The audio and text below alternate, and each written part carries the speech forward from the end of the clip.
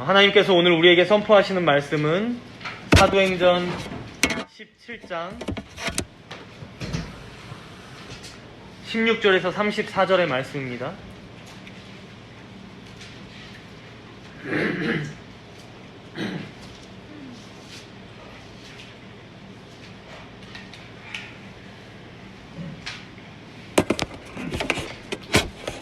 사도행전 17장 16절에서 34절의 말씀 제가 봉독하겠습니다.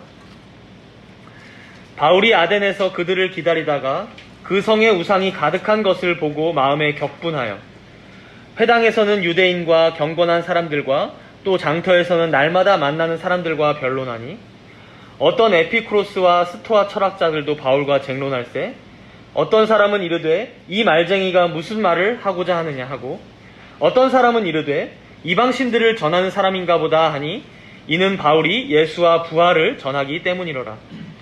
그를 붙들어 아레오바고로 가며 말하기를 내가 말하는 이 새로운 가르침이 무엇인지 우리가 알 수 있겠느냐. 내가 어떤 이상한 것을 우리 귀에 들려주니 그 무슨 뜻인지 알고자 하노라 하니 모든 아덴 사람과 거기서 나그네 된 외국인들이 가장 새로운 것을 말하고 듣는 것 이외에는 달리 시간을 쓰지 않음이더라. 바울이 아레오바고 가운데 서서 말하되 아덴 사람들아 너희를 보니 범사에 종교심이 많도다. 내가 두루 다니며 너희가 위하는 것들을 보다가 알지 못하는 신에게라고 새긴 단도 보았으니 그런즉 너희가 알지 못하고 위하는 그것을 내가 너희에게 알게 하리라. 우주와 그 가운데 있는 만물을 지으신 하나님께서는 천지의 주제시니 손으로 지은 전에 계시지 아니하시고 또 무엇이 부족한 것처럼 사람의 손으로 섬김을 받으시는 것이 아니니 이는 만민에게 생명과 호흡과 만물을 친히 주시는 이심이라.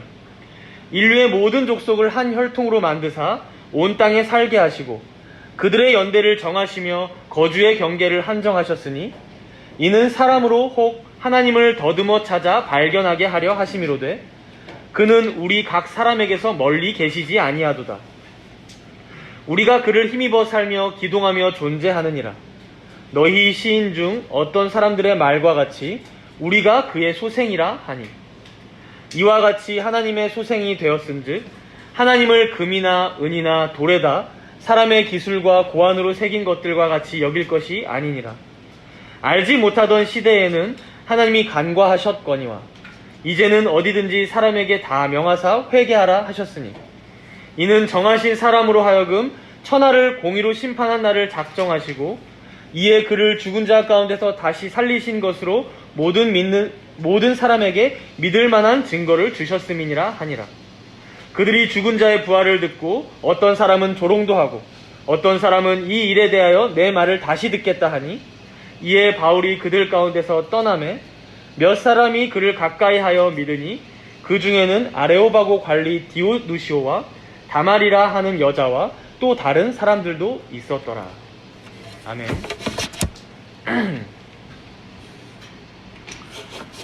우리는 지난주에 이어서 바울의 2차 전도 여행의 여정을 따라가게 됩니다.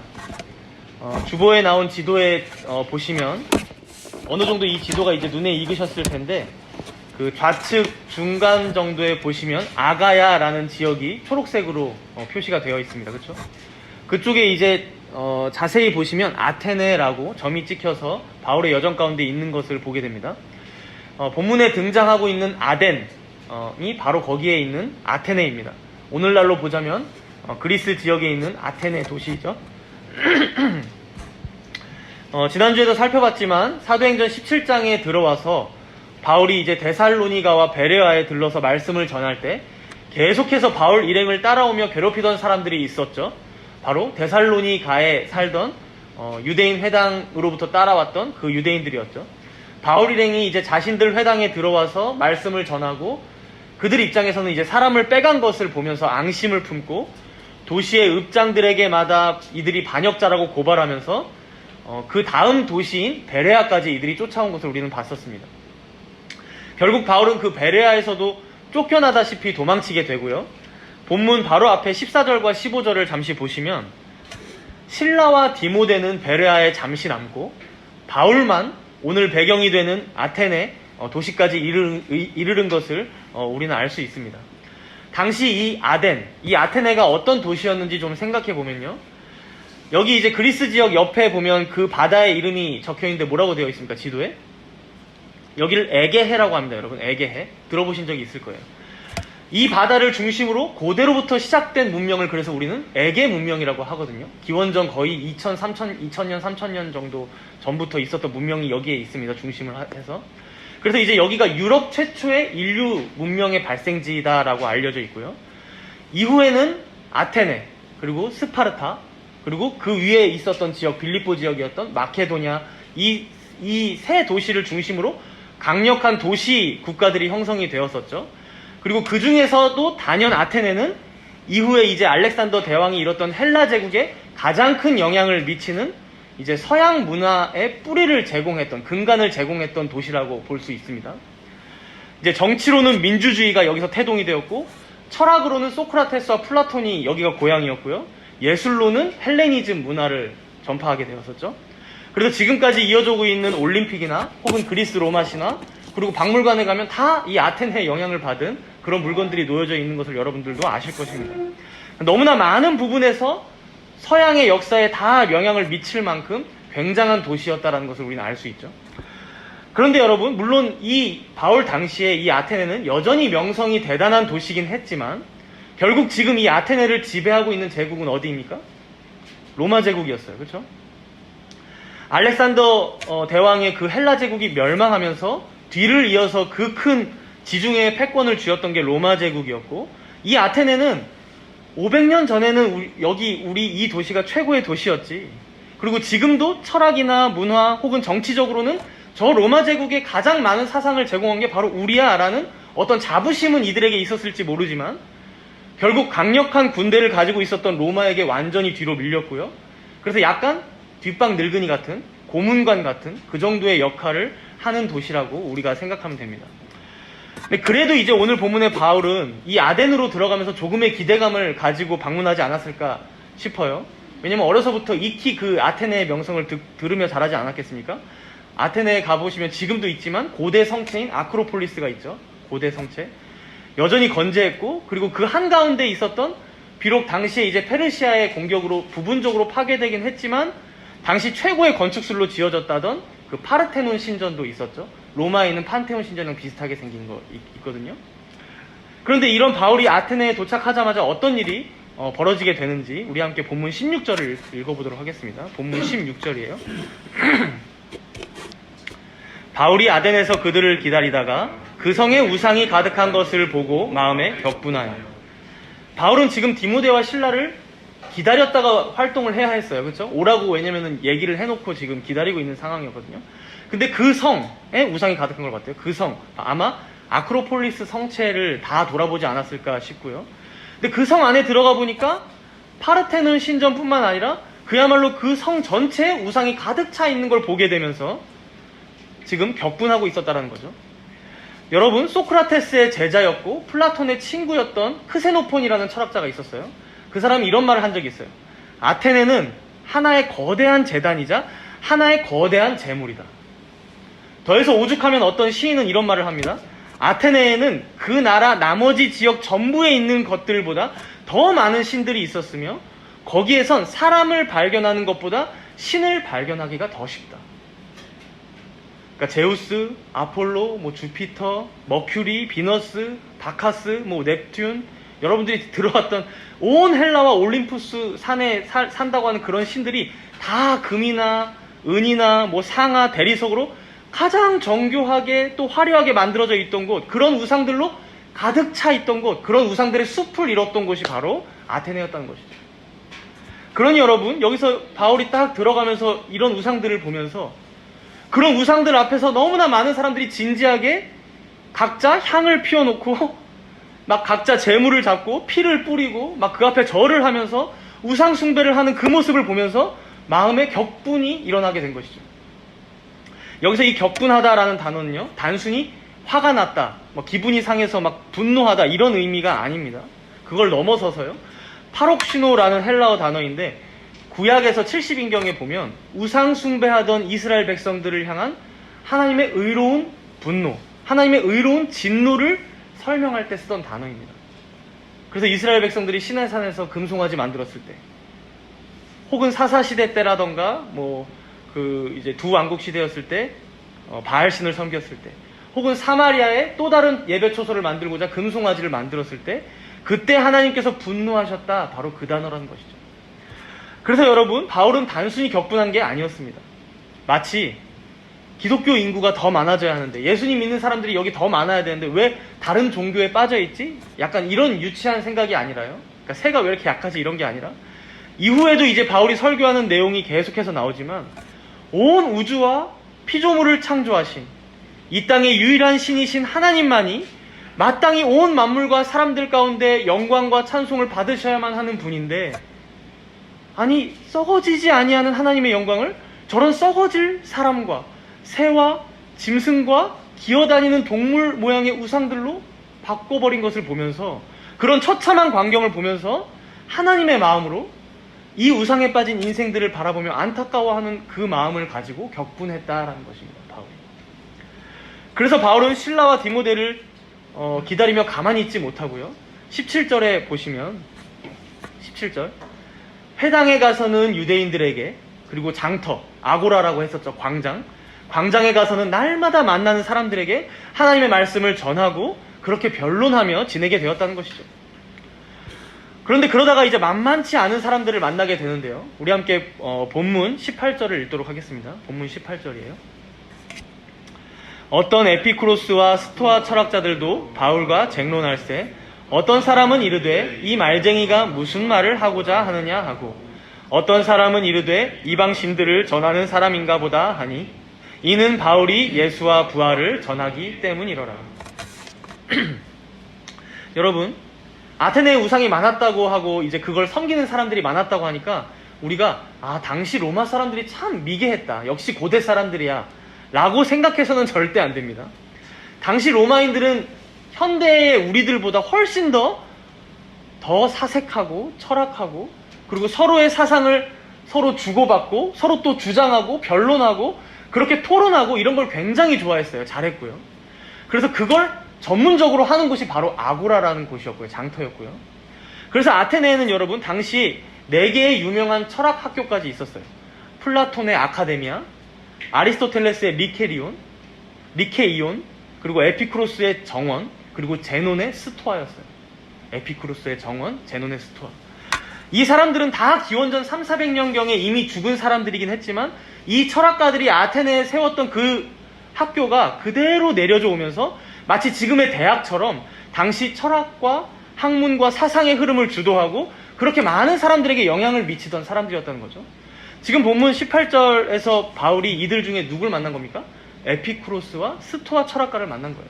그들을 만나서 쟁론을 펼치게 된 거죠. 그래서 우리가 이 두 학파에 대해서 간략하게 살펴보고 넘어가면 좋을 것 같은데요, 과연 이 두 학파가 어떻게 몇백 년이 지나는 동안 명맥을 유지했을 뿐만 아니라 여전히 많은 사람들이 잘 따르고 있는 철학사조가 되었는지, 그걸 우리가 좀 생각해보면서 보면 좋을 것 같아요. 잘 기억하세요, 여러분. 이 정도는 아셔야 되니까. 적으시던 기억하시던.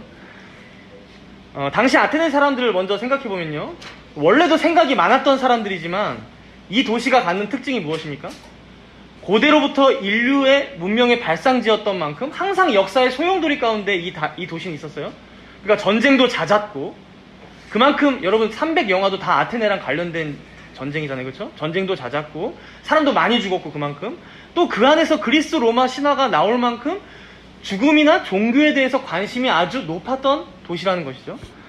오늘 본문에 등장하는 이 두 학파는 나름대로의 이 사람들이 가지고 있는 어떤 죽음에 대한 두려움, 또 종교에 대한 어떤 호기심, 관심, 이런 것들에 대한 해답을 제시해주는 사조들이었던 거예요, 이 두 학파는.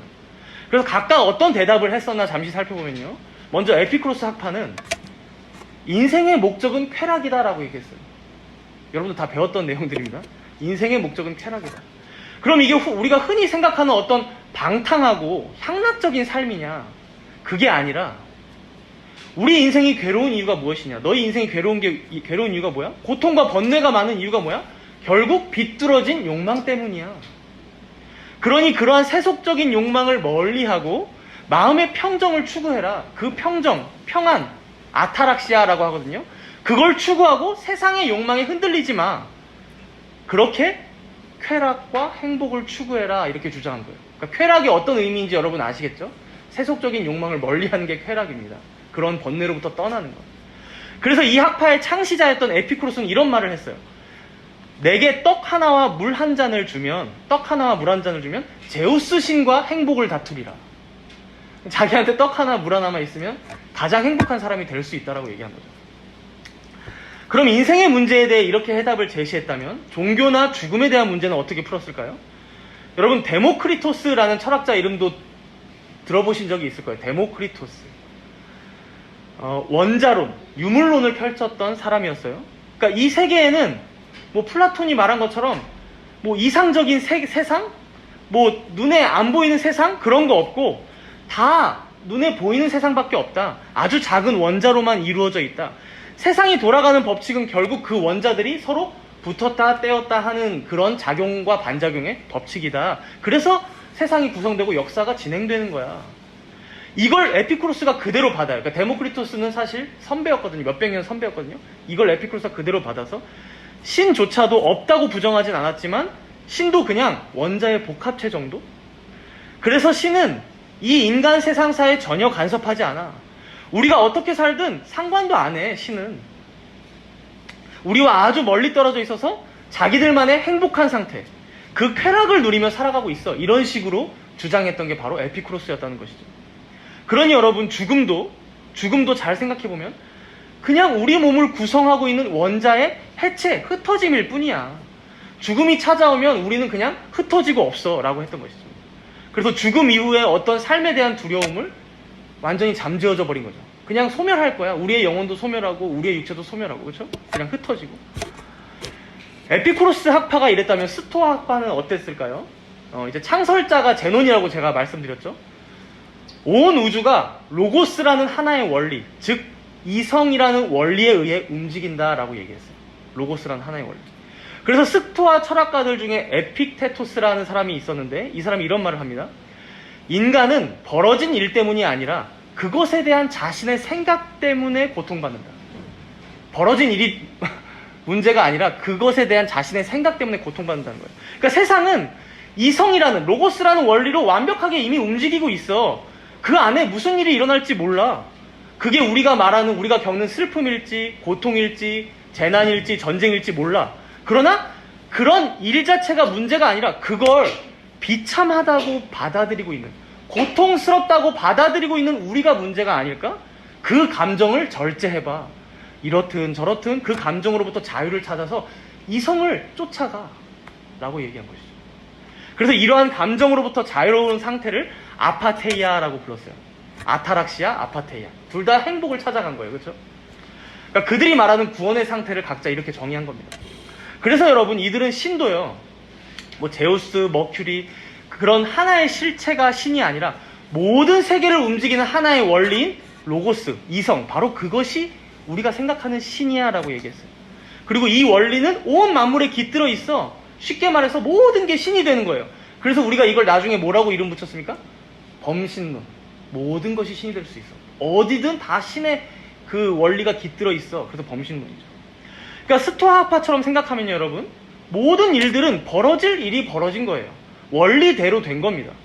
그래서 이들은 운명론을 철저하게 믿었죠. 당연히. 그렇죠? 운명론. 모든 사람에게도, 모든 민족과 나라에게도 이미 운명이 다 정해져 있어. 너희들 다 운명 정해져 있는 거야. 불행한 것 같아. 아니야. 운명이야. 그냥 받아들이면 돼. 그러면 받아들이면 아파테이야. 행복할 거야. 그러니 여러분, 이들에게는 죽음도 받아들이면 되는 운명 중에 하나였어요. 그리고 오히려 그러한 죽음을 통해서 육체의 속박으로부터 벗어나 최상의 이성적인 상태, 바로 자유와 행복에 도달하는 걸로 봤다는 것이죠. 그러니 여러분, 당시에 많은 사람들에게 인기를 끌었겠죠. 이 두 학파가요. 그런데 이런 가르침들로 당시를 주름잡던 사람들에게 갑자기 시골 촌사람처럼 보이는 바울이 나타나서는 유대인 회당에 가서 또 아고라에 가서 말도 많이 하고 변론도 많이 하는 거죠. 그래서 18절에 보면 여러분, 이들이 바울에게 뭐라고 지금 별명을 붙여줍니까? 이 말쟁이가 지금 뭔 말을 하는 거야? 이 말쟁이라는 단어가 새처럼 씨앗을 쪼아먹는다. 여기저기서 지식을 주워 먹고 다닌다라는 그런 단어로 이제 조롱하고 비아냥거리는 단어거든요. 어쭙자는 거죠. 그래서 어떤 이방신을 전하러 오긴 했나 본데, 뭐 예수라는 신이랑 부활이라는 신인가? 부활도 신이라고 여겼다라는 말도 있어요. 예수랑 부활인가? 뭐 이방신을 지금 전하러 온 건가? 당연히 이제 예수는 어떤 이방신이라고 여겼을 텐데, 이제 부활은 또 한 걸음 더 나가 보면, 이제 에피쿠로스나 스토아는 부활? 이게 도대체 뭔 말이야? 부활이 뭐가 좋다고? 죽음 자체가 최고의 이상적인 상태인데, 에피쿠로스 같으면 원자가 흩어진 걸 다시 모은다고? 이 말이 안 되고.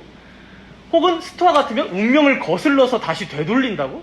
이게 이제 되게 우스운 얘기로 들리는 거죠. 그래서 좀 무시하면서도 어느 정도 그래도 흥미를 끌었던 것 같아요.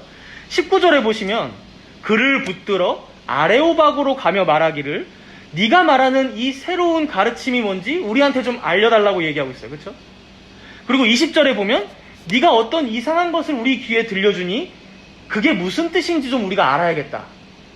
그 이유가 보니까 21절에 보면 당시 사람들이 얼마나 새로운 걸 좋아했는지가 나오죠. 그러니까 새로운 말을 하니까 또 듣고 싶은 거야. 그러니까 이 사람들은 이 학문이나 어떤 배움에 대한 그 열망이 엄청나게 가득했거든요. 그러니까 일단 듣고 봐야겠다는 거죠. 우습지만.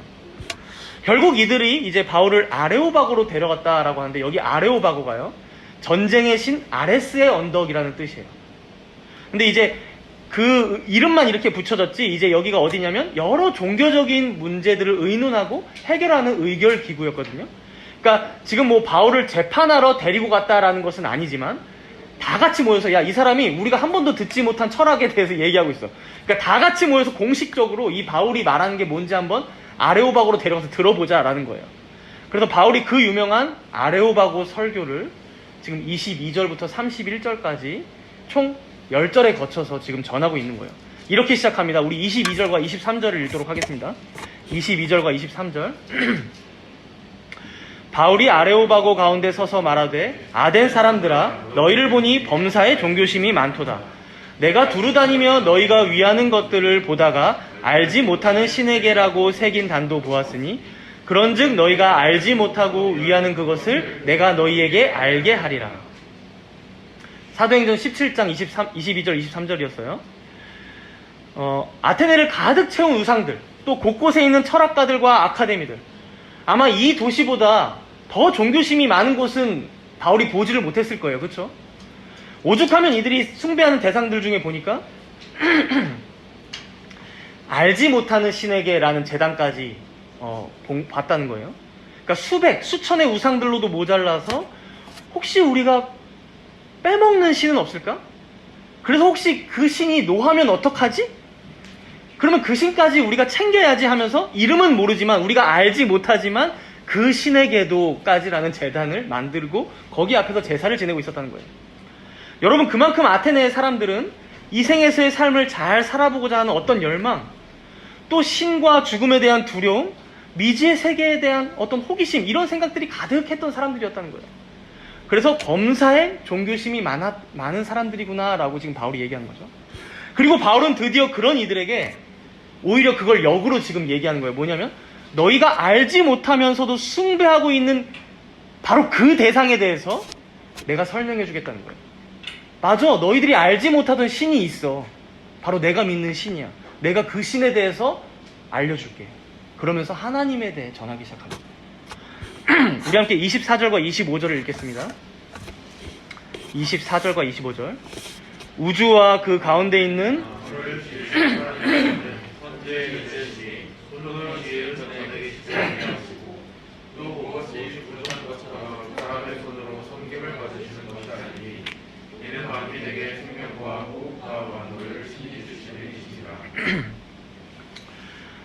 먼저 24절에서 바울은 우주와 만물을 지으신 분이 누구신지 너무도 명확하게 선포하고 있죠. 제우스냐? 아니면 원자의 움직임이었냐? 아니면 어떤 이성의 법칙이냐? 이런 걸로 서로 의견이 분분했던 자들에게 바울은 아니야. 너희가 섬기던 대로 너희가 알지 못하는 신이 진짜 있어. 바로 그는 누구냐면 온 만물을 창조하신 천지의 주제, 천지의 주인이신 바로 하나님이야 라고 알려주고 있는 것이죠. 그리고 그렇기에 그 하나님은 너무도 무한하고 크신 분이라서 여기 손으로 지은 이런 신전, 이런 파르테논 신전에 계시지 않아. 이 아테네 도시 전체라고 해도 그분을 담을 수 없어. 너희들이 손으로 만든 저런 우상들과는 완전히 다른 분, 너희들이 생각해낸 그런 우상들과도 완전히 다른 분이야. 그래서 25절에 그분은 무엇이 부족한 것처럼 제물을 바쳐야 할 분도 아니고 향을 피워야 할 분도 아니고 너희들의 손으로 꼭 섬김을 받으셔야 하는 분이 아니라 오히려 무엇입니까? 만민에게 친히 생명과 호흡을 주시는 분이야 라는 것이죠. 여러분, 이들은 지금까지 이런 신에 대해서 들어본 적이 별단코 없었어요. 올림포스 산에 산다고 하는 신들은요, 모두 인간의 섬김을 받아내려고 했고요, 그 신의 말을 듣지 않으면 진노를 사기 때문에 그들을 섬길 수밖에 없었어요. 배를 타고 가는 자들에게 폭풍을 보냈고요, 마른 하늘에 벼락을 치게 해서 죽였고요, 홍수를 보내서 쓸어버리던 신들이 바로 그들이 섬기던 신들이었어요. 그런데 지금 바울이 말하는 이 하나님은 온 만물을 창조했을 뿐만 아니라 에피쿠로스 학파가 생각하듯이 그 창조물을 그냥 간섭하지 않고 그냥 멀리서 멀찌감치 두고 그냥 내버려 두는 게 아니라, 그런 분이 아니라 친히 생명과 호흡을 주심으로 돌보시는 하나님이시라는 거예요. 그리고 그렇게 내가 그렇게 돌봐줬으니 이제 너희들 걸 나한테 바쳐라고 억지로 강요하시는 분도 아니라는 것이죠. 그런 선하신 하나님이라는 것을 지금 바울은 알려주고 있는 것입니다. 그리고 이어서 또 이렇게 말합니다. 우리 함께 26절과 27절을 읽겠습니다. 26절과 27절. 인류의 모든 족속을 한 혈통으로 만드사 온 땅에 살게 하시고 그들의 연대를 정하시며 거주의 경계를 한정하셨으니 이는 사람으로 혹 하나님을 더듬어 찾아 발견하게 하려 하심이로되 그는 우리 각 사람에게서 멀리 계시지 아니하도다. 여러분, 이들이 세상이 돌아가는 어떤 작동 원리를 왜 찾고 싶어 했습니까? 어떤 작동 원리를. 미래가 두려웠거든요. 과거를 보니까 아테네의 영광, 이 도시의 영광이 있었던 때가 있었는데 언젠가는 페르시아에게 정복당하더니 언젠가는 또 알렉산더 대왕이 쳐들어 내려와요. 마케도니아에서. 또 어떤 때는 로마 제국에 졌던 역사가 이들에게 있었어요. 이 일들이 왜 일어나는지 설명이 안 되는데 그걸 좀 설명해보고 그렇게 마음의 안정을 찾고 행복을 찾아보고자 했던 것이죠. 그런데 바로 그 이유를 바울은 26절에서 답을 내려주고 있는 거예요. 무엇입니까? 처음에 아담으로부터 시작해서 인류를 이 땅의 한 혈통으로 두시고 온 땅에 살게 하사 민족과 나라의 연대를 정하시고 나라의 서고 짐이죠. 거주의 경계, 나라의 경계를 정하신 분이 계신데 바로 내가 믿는 이 하나님이시다. 그렇기에 그 무한하신 하나님의 계획과 뜻을 우리는 다 알 수 없겠지만 선하신 하나님이시기에 그렇게 하시는 것에는 큰 뜻이 있다. 그럼 그게 무엇이냐? 27절이죠. 27절. 이는 사람으로 혹 하나님을 더듬어 찾아 발견하게 하시려고. 즉 너희가 종교심이 많지 왜? 많은 일들을 겪어왔으니까. 그러니 알지 못하는 신에게까지 제단을 쌓을 정도로 죽음과 미래에 대한 두려움이 많았겠지. 그런데 너희들이 그렇게 생각하도록, 그러니까 알지 못하는 신이라도 찾도록 연대와 거주의 경계를 정하시고 그러한 모든 인류의 역사를 운영해 오고 계신 분이 계신데 바로 창조주 하나님이시라는 것이죠. 여러분, 바울은 지금 잘 생각해 보라는 거예요. 너희가 지금 내 앞에서 이 하나님에 대한 말씀을 듣는 것도, 그렇게 너희들에게 호기심이 많은 것도 결코 우연이 아니라는 것이죠. 너희 마음 가운데 어떤 구원에 대한 갈망, 어떤 영생에 대한 호기심, 죽음에 대한 두려움, 그런 종교심이 충만하다면 그것은 바로 하나님께서 그렇게 너희들을 이끌어 오셨다는 것입니다. 그래서 이어서 뭐라고 말합니까? 그는 우리 각 사람에게서 멀리 계시지 아니하도다. 그러니까 너희가 섬기는 우상들은 사실 맨날 갖다 바치면 그거 먹긴 하지 뭐 해주는 게 있었냐, 움직이기를 하냐, 말하기를 하냐. 그러니 그걸 대답해 보려고 에피쿠로스는 신은 우리와 멀리 떨어져 있어, 인간사에 간섭 안 해, 이신론으로 갔던 것이고, 스토아는 무엇입니까? 신은 로고스야, 이성이야, 다 정해져 있는 거야, 그냥 운명이야, 이게 완벽한 거야 라고 치부했지만 아니야. 진짜 참된 하나님은, 천지의 주인이신 그분은 너희를 그냥 아무 목적 없이 이 땅에 둔 게 아니야.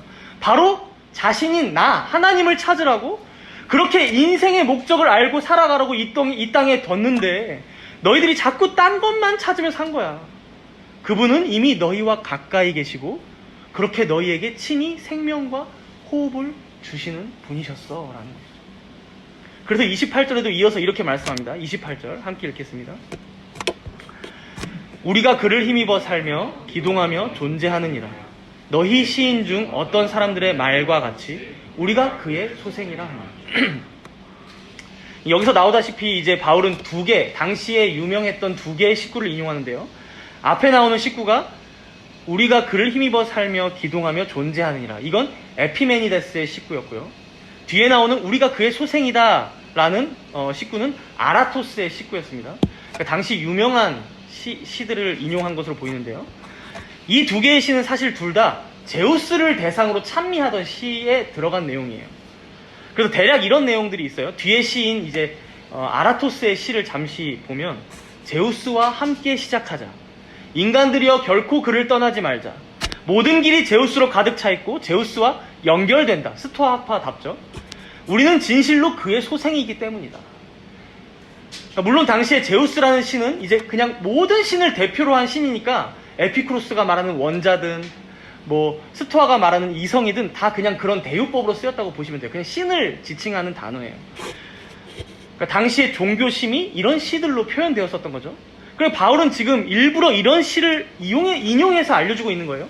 너희 중에 이미 유명한 시인들이 그렇게 고백해왔던 것처럼 하나님께서는 혹시 더듬어서라도 자신에 대해 어느 정도 알게 해오고 계셨다는 거예요. 그 시인이 하나님을 모르면서도 고백하고 있었던 것처럼 그 말이 맞아. 근데 제우스는 아니고 그 대상이 하나님이야 라는 것이죠. 그들이 고백한 것처럼 진실로 우리는 그 하나님을 힘입어 살고 그로 인해 기동하고 존재한다는 거예요. 그가 날마다 매 순간 공급해 주시는 호흡과 생명과 힘으로 모든 인간은 살아가고 있다는 것이죠. 그리고 그가 허락하셨기에 지금도 그가 공급하시기에 모든 인류는 지금 이렇게 생존하고 있다는 것이죠. 그리고 그렇게 우리 모두는 그 하나님의 소생, 이 소생이란 말은 자녀란 뜻이거든요. 그렇게 우리 인류 모두는 하나님의 자녀라고 할 수 있다라는 거예요. 이제 여기서의 이 자녀라는 의미는 이제 모든 인간이 구원받은 하나님의 자녀다, 이런 구속사적인 의미에서의 자녀가 아니라 하나님만이 모든 인류를 돌보시는 아버지와 같은 분이다. 모든 인간은 창조주이신 그분께만 모든 생명을 수여받고 힘을 얻는 피조물들이다 라는 의미의 자녀라는 의미입니다. 그러니 29절에 보십시오. 우리 모두가 그런 하나님의 소생이니 그 하나님은 우리의 손으로, 우리의 기술로, 어떤 우리의 생각으로 고안해낸 그런 우상과 비할 뿐이 아니시다. 그런 우상은 사실 다 가짜야 라는 것이죠. 그러면서 이제 마지막으로 이들에게 회개를 촉구하며 설교를 마치고 있습니다. 30절과 31절이에요. 함께 읽습니다. 알지 못하던 시대에는 하나님이 간과하셨거니와 이제는 어디든지 사람에게 다 명하사 회개하라 하셨으니 이는 정하신 사람으로 하여금 천하를 공의로 심판한 날을 작정하시고 이에 그를 죽은 자 가운데서 다시 살리신 것으로 모든 사람에게 믿을 만한 증거를 주셨음이니라 하니라. 여기서 먼저 알지 못하던 시대에는 하나님이 간과하셨다라는 이 말씀은요, 하나님께서는 지금까지 역사 속에서 믿을 수 없을 정도로 오래 참아오셨다라는 말씀이에요. 너희 도시를 한번 둘러봐. 존재하지도 않는 그 숱한 신들의 우상을 만들어 놓고 완전히 잘못된 대상에게 숭배를 하면서 결국 하나님께 돌려야 할 그 영광을 다 그들에게 돌리고 있었을 때마저, 그렇게 자신의 영광을 빼앗기고 있었을 때마저도, 헛된 사명과 철학에 빠져서 헤어나오지 못하고 있을 때마저도 하나님께서는 오래 참아오셨어 라는 거예요. 그러나 이제는 무엇입니까? 어디든지 사람에게 명하사 다 회개하라 하셨습니다. 이건 여러분, 바울이 지금까지 전도 여행을 떠난 것만 봐도 우리가 잘 알 수 있죠. 여기 유럽까지 온 것만 봐도 우리가 알 수 있지 않습니까? 이제는 유대인뿐만 아니라 헬라인도, 모든 이방인들에게까지도 복음이 전파되고 그것을 믿을 때에 구원받는 시대가 되었다라는 거예요. 그러니 회개하고 복음을 믿으라는 것이죠. 그래서 31절에 보면 이는 하나님께서 정하신 분, 정하신 한 분이 계신데 그분이 바로 누구냐? 예수 그리스도시다. 그분은 너희들의 죄를 대속하시고자 너희들을 대신하여 십자가에서 죽으셨는데 바로 그분을 하나님께서 다시 살리셨다. 내가 그 일의 증인이고 이것을 믿는 자들은 그가 다시 오셔서 공의로 세상을 심판하실 때 구원받게 될 거야. 영원히 영생하게 될 거야 라고 지금 복음을 전파하고 있는 것입니다. 여러분, 지금 바울은 이 아레오바고 설교를 통해서 이들에게 인생의 해답을 명쾌하게 제시한 것입니다. 진정으로 기쁜 소식, 그 복음을 전한 것이죠. 자신들이 믿고 숭배하던 신 앞에서 두려워 떨던 이들에게 친히 생명과 호흡을 공급하시는 선하신 하나님을 알려주었죠. 그렇죠? 두렵고 떨던 이들에게. 혹은 막연한 미래를 두려워하며 진리를 찾아 헤매던 이들에게 너희들이 진짜로 믿어야 할 그 하나님은 가까이에 계셔. 그분이 섭리하셔. 그리고 그분은 자신의 뜻대로 선하게 인도하고 계신 거야 라고 그 하나님이 살아계심을, 섭리하고 계심을 알려주었어요. 또 죽음을 두려워하고 사후세계가 두려워서 여러 가지 핑계를 댔었죠. 원자가 그냥 흩어지는 거야. 소멸할 거야. 죽으면 더 자유로워질 거야. 이성의 세계로 가는 거야. 다 운명이야. 괜찮아. 이런 식으로밖에 답을 낼 수 없었던 이들에게 이런 죄인인 너희를 위해 이 땅에 오사 대신 죽으시고 다시 사신 그 예수 그리스도의 복음을 전해줬던 것입니다. 그래서 그분을 믿기만 하면 너희들이 그 비참한 죄에서 건짐받을 뿐만 아니라 설사 죽는다 해도 그가 부활하셨던 것처럼 그가 다시 오시는 그날 우리도 함께 부활하여 그와 함께 영생하는 영광을 누리게 된다는 것을 지금 사도 바울은 선포하고 있었던 것입니다. 여러분, 지금까지는 우리가 이 아테네 사람들의 입장에서 이 말씀에 대해서 좀 더 생각을 해봤다면요, 우리 또한 우리 안에 있는 어떤 에피쿠로스나 스토아적인 생각은 없는지 되돌아봐야 할 것 같아요. 여기 모여서 매주 예배를 드리고 있는 우리 모두는 우리가 믿는 하나님께서 창조주이신 것, 또한 그가 지금도 섭리하사 온 만물을 다스리고 계신 것 너무도 잘 알고 믿고 있죠. 그러나 우리의 일상을 한번 생각해 보십시오. 여러분은 매일매일의 삶 가운데 진정 친히 호흡과 생명을 주시는 그 하나님께 감사함으로 살아가고 계십니까? 아주 간단한 한 끼 식사마저도 하나님께서 오늘 일용할 양식을 우리에게 베푸셨구나 라고 감사하며 고백하며 살아가고 계십니까? 이 땅에 오셨던 하나님 아버지의 독생자 예수님께서도 우리에게 기도를 알려주실 때 이렇게 알려주셨어요. 일용할 양식을 주시옵고 라고 기도하라고 알려주셨죠. 본인도 기도하셨죠. 그만큼 온 만물의 창조자요 주제이신 분은 딱 한 분, 우리 하나님밖에 없음을 진정으로 자신부터 고백함으로 알려주셨던 거예요. 사랑하는 성도 여러분, 우리가 하나님을 믿는다 하면서 날마다 이슬비와 같이 내려주시는 그 하나님의 은총을 잊고 산다면 신이 있다고 말하면서 사실 그 신은 우리 인생에 전혀 간섭하지 않아. 그저 우리가 알아서 열심히 벌어먹고 잘 살아야지 라고 말했던 에피쿠로스 학파와 전혀 다를 바가 없다는 것이죠. 그들도 신은 믿었어요, 여러분. 지난주에 모여서 함께 예배드렸던 우리가 한 주간 동안 별탈 없이 이렇게 건강한 모습으로 다시 모일 수 있는 것, 매일 우리의 일터에서도 비록 큰 수익은 없을 때가 있다 할지라도 큰 사고 없이 하루를 마무리하고 안전하게 귀가해서 잠들 수 있다는 것, 사소하게 보이는 그런 모든 것들이 다 우리의 아버지이신 하나님께서 자녀이신 여러분들께 베푸신 은혜와 자비였음을, 그렇게 우리는 그를 날마다 힘입어 살며 그로 인해 기동하며 살고 존재하는 그의 소생임을 우리는 꼭 잊지 말아야 한다는 것입니다. 그런가 하면 우리 안에 스토아적인 생각도 있는 것 같아요. 하나님을 믿는다고 하면서 하나님의 섭리를 믿으니까 그의 뜻대로 다 될 거니까 그냥 나는 적당히 살아야겠다. 어차피 하나님 뜻대로 다 될 거니까. 사실 이건요, 여러분, 스토아 학파가 그렇게 주장했던 운명론과 전혀 다를 바가 없습니다. 그렇죠? 이와 관련해서 칼뱅이 자신의 기독교 강요에서 이렇게 말했는데 잘 들어보십시오. 우리 삶의 한계를 정해놓으신 하나님께서는 동시에 그 삶을 우리에게 맡겨서 행하게 하셨고 그가 그 삶을 보존하도록 수단과 도움을 베푸셨으며 또한 우리로 하여금 위험을 미리 예견할 수 있도록 만드셔서 모르는 사이에 위험을 당하지 않도록 하셨고 또한 예방법과 대비책을 주신 것이다. 그러므로 우리의 의무가 무엇인가 하는 것은 매우 분명해진다. 주께서 우리의 생명을 보호하는 일을 우리에게 맡겨주셨다면 그것을 보호하는 것이 우리의 의무이며, 그가 도우심을 베푸시면 그것을 사용하는 것이 우리의 의무이고, 그가 위험을 우리에게 미리 경계해 주시면 무모하게 위험 속으로 뛰어들지 않는 것이 우리의 의무이며, 그가 유용한 치유책을 주시면 그것을 무시하지 않고 사용하는 것이 우리의 의무이다. 여러분, 섭리교리는요, 기독교가 믿는 섭리교리는요, 운명론과는 완전히 다릅니다. 그래서 하나님의 섭리는 우리의 자유를 결코 빼앗지 않습니다. 하나님의 섭리를 핑계로 나태와 방종의 삶을 살도록 결코 허락하지 않으셨어요. 우리는 하나님께서 우리에게 주신 수단과 방법을 동원하여 부지런히 살아야만 합니다. 그것이 우리의 의무예요.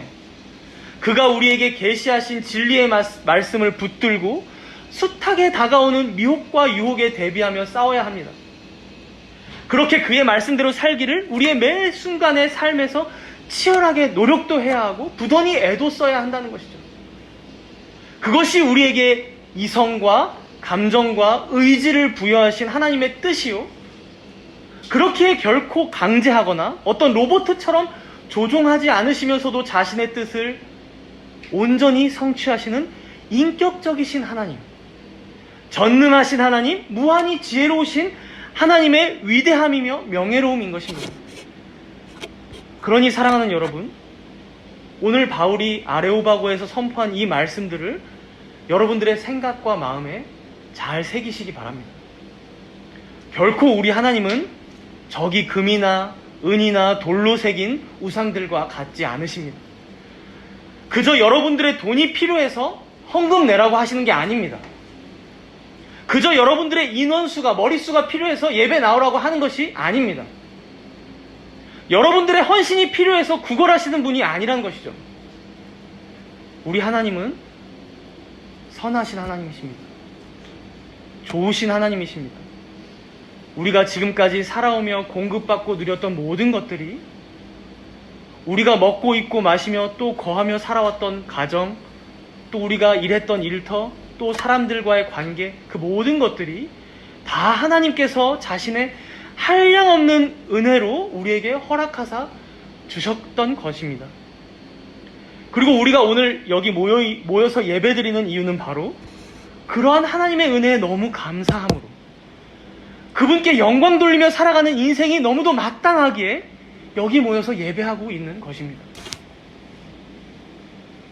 오늘 바울의 아레오바고로 설교를 들은 이방인들의 반응은 아주 다양했어요. 사람들의 반응은. 우리 함께 32절을 읽도록 하겠습니다. 32절. 그들이 죽은 자의 부활을 듣고 어떤 사람은 조롱도 하고 어떤 사람은 이 일에 대하여 내 말을 다시 듣겠다 하니, 어떤 사람들은 부활에 대해 말하는 바울의 말을 여전히 조롱했고요. 이 설교를 다 듣고도. 어떤 사람들은 다시 듣겠다고 합니다. 그래서 34절 마지막 절을 보시면 아레오바고의 관리 디오누시오와 다말이라 하는 여자와 또 다른 사람들도 믿게 됐다라고 하죠.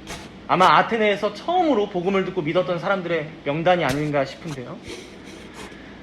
완전히 우상숭배에 빠졌던 사람들, 또 당대의 철학가들까지, 과연 누가 이 바울의 복음을 믿을까 싶었지만 그 중에서 영생 주시기로 작정된 자들은 믿게 되었음을 오늘 말씀의 결론은 보여주고 있는 것입니다. 오늘 말씀을 마치면서 우리가 우리 각자의 아레오바고는 어디인가 생각해보면서 마치면 좋을 것 같아요. 이제 바울도 보면 실라와 디모데를 기다리다가 갑자기 이 설교를 시작하게 되어서 여기까지 왔지만요, 우리도 일상을 살아가다가 언제 갑자기 이런 자리들이 펼쳐질지 모르죠. 전혀 하나님에 대해서 알지 못하는 영혼들에게 복음을 전하게 될 기회, 우리는 직장에서 자주 만나게 되죠. 혹은 거래처에서 만나게 될 수도 있고, 혹은 역으로 내 가족이 될 수도 있어요. 내 아내, 내 남편, 우리 부모님, 우리 형제 자매들이죠. 혹은 앞으로 우리 가정에 태어날 아기도 여러분, 사실 우리가 신자와 같이 여기지만 사실 불신자와 같습니다. 하나님을 모르고 태어나는 죄인일 뿐이에요. 그렇죠?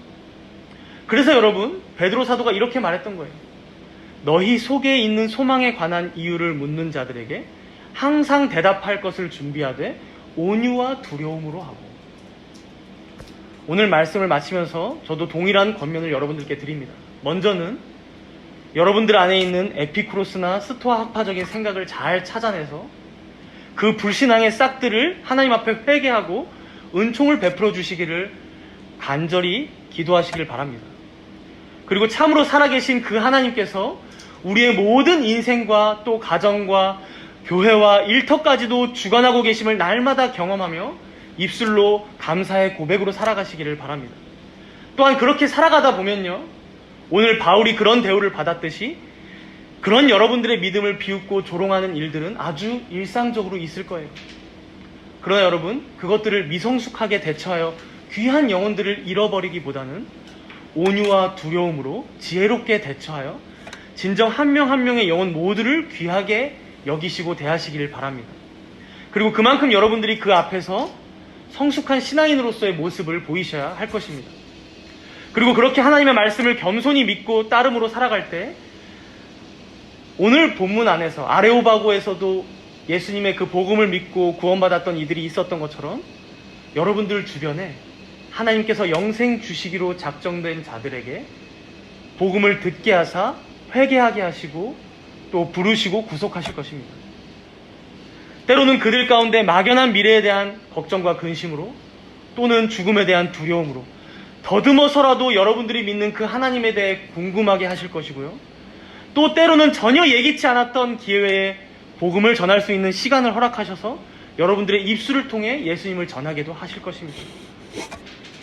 선하신 하나님, 먼데 있지 않으시고 우리와 가까이 계신, 아니 우리와 함께 계신 그 하나님을 신뢰하며 의지하시기 바랍니다. 우리 각자의 아레오바고, 여러분들의 가정과 일터와 또 교회에서 어디서든지 무얼 하든 누굴 만나든 지금도 친히 생명과 호흡을 수여하고 계시는 우리에게 힘을 주사 존재하게 하시는 그 하나님을 온전히 믿으며 승리하시는 여러분 모두가 되시기를 바랍니다. 함께 기도하겠습니다.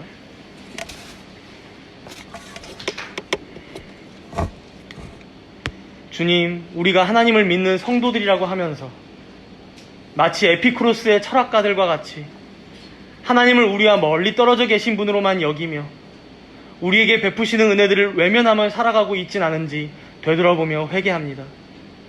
또한 스토아의 철학가들과 같이 하나님의 섭리를 마치 운명으로 여기며 나의 소임과 의무를 다하지 않으면서 나태와 방종 가운데 아무렇지도 않게 살아가고 있진 않은지 또한 회개하며 나아갑니다. 그럼에도 이런 부족한 우리를 통하여서라도 주님께서는 우리 각자의 아레오바고인 가정과 일터와 또 교회 가운데 하나님의 영광을 드러내시며 그리스도의 복음을 전하게 하셨을 줄 믿습니다. 앞으로도 우리가 각자의 아레오바고에서 준비된 자로 주의 복음을 잘 전하고 또한 성숙한 신앙과 삶으로 우리의 책무를 다하는 주의 귀한 백성들 되게 하여 주시옵소서. 우리 함께 이렇게 회개와 감사의 간구로 잠시 동안 조용히 기도하시겠습니다.